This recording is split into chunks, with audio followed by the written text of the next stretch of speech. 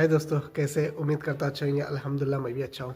भाई आज हम बात करेंगे आफ्टर सबमिशन अप्रूवल आने के लिए कितना टाइम लगता है।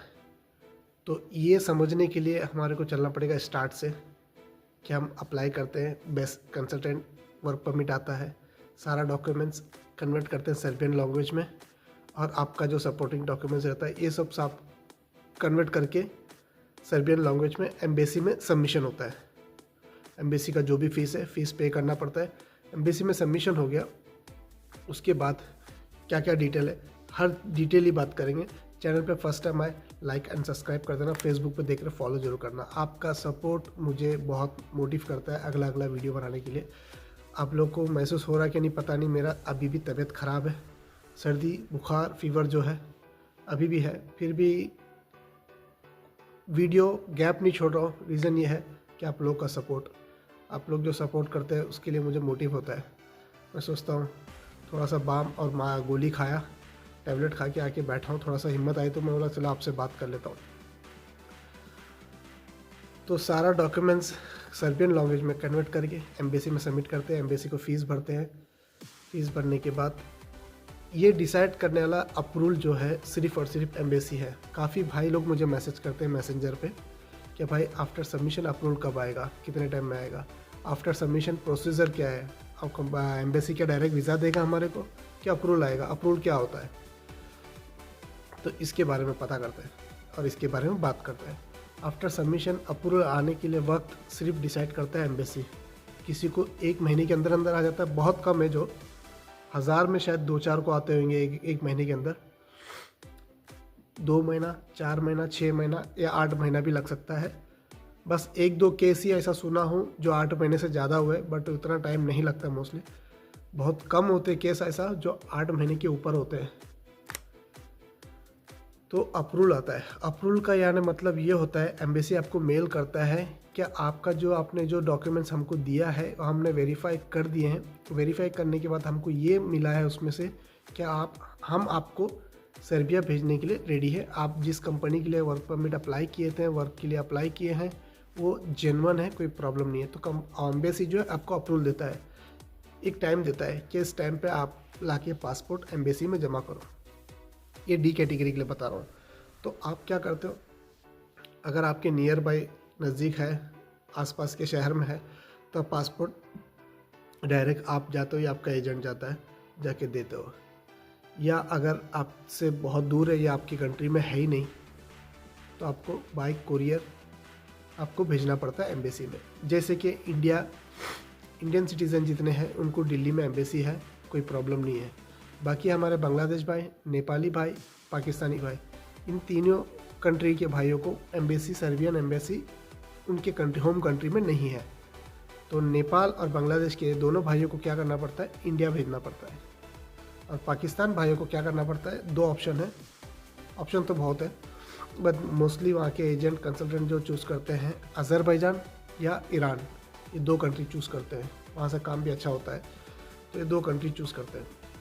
बट इंडियन भाई के लिए अपने होम कंट्री में आपका एम्बेसी है, तो वहाँ पे पासपोर्ट जमा करते हैं। पासपोर्ट जमा करके आने के बाद आपको एक मेल आता है, क्या आपका पासपोर्ट हमारे पास आ चुका है, हम आपको आफ्टर प्रोसीजर टोटल कंप्लीट होने के बाद आपको मेल करेंगे।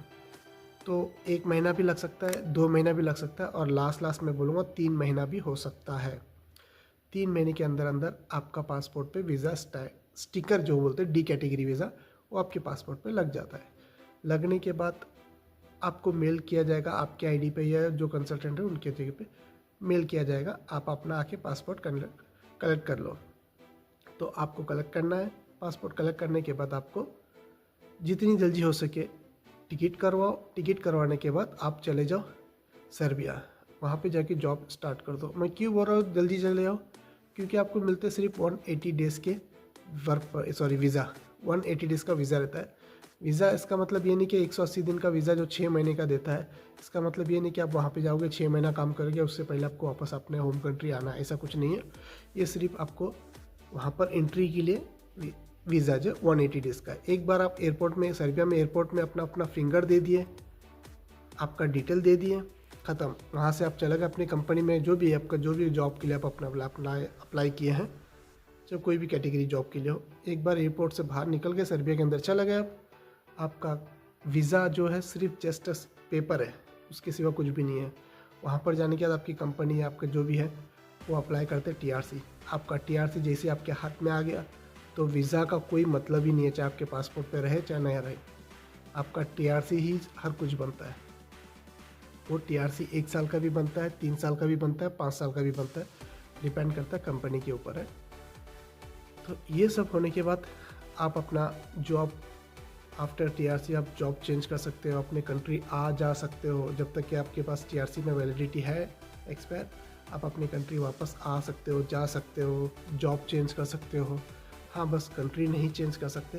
कंट्री चेंज करने के लिए बहुत से लंबा प्रोसीजर है, इसके लिए मैं एक वीडियो ज़रूर बनाऊँगा। शायद हो सकता है या कल या परसों मैं इसके बारे में वीडियो बनाऊँ, क्योंकि काफ़ी भाई लोग मुझे पूछ रहे थे। ये सब है इसका प्रोसीजर।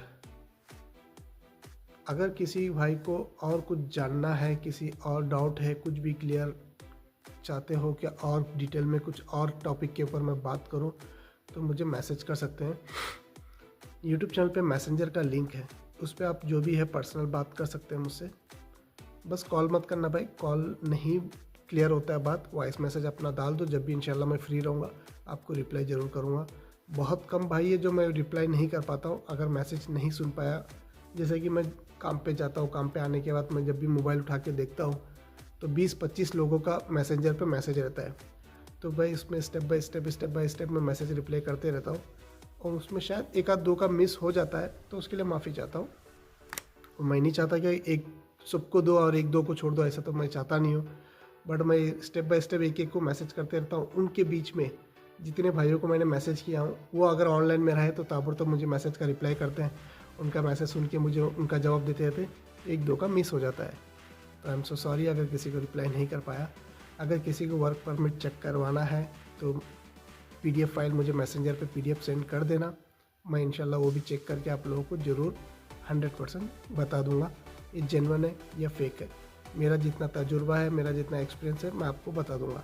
और दूसरी बात, काफ़ी भाई लोग मुझे पूछते हैं भाई आप सर्बिया से क्यों आए। मैं ऑलरेडी बहुत बार बता चुका हूँ, मेरा हेल्थ बहुत क्रिटिकल था, इसलिए मुझे 2022 लास्ट में बोल सकता हूँ, 2022 लास्ट में मुझे अपने होम कंट्री वापस आना नहीं पड़ा, मुझे कंपनी ने ही भेज दी थी।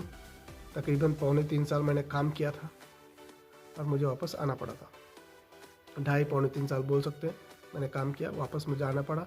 अपने इंडिया कंट्री आके अपना ट्रीटमेंट करवाया, उसके बाद इस टाइम पे हूँ मैं दोहा कतर में। अल्हम्दुलिल्लाह अच्छा हूँ, खुश हूँ, कोई प्रॉब्लम नहीं है, चल रहा है अल्हम्दुलिल्लाह।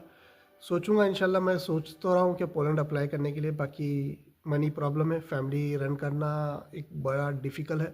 इंशाल्लाह अगर आप लोग सपोर्ट रहे, आपका दुआ रहा, तो इंशाल्लाह ज़रूर पॉसिबल है हर चीज़। फिर मिलेंगे, टेक केयर, बाय, अल्लाह हाफिज़।